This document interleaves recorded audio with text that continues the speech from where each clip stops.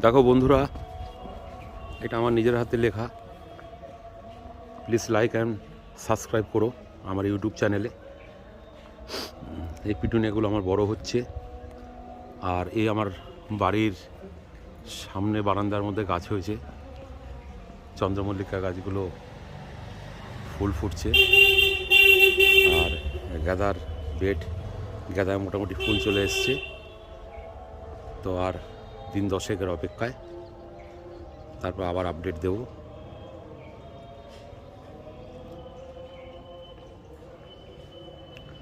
আর এই রাস্তাটা আমি রং করেছি নিজের হাতে। গোটা রাস্তাটাকে রং করা হয়েছে। দেখো বন্ধুরা,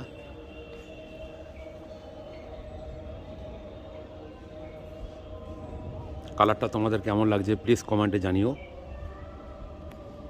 আজকে এই পর্যন্ত।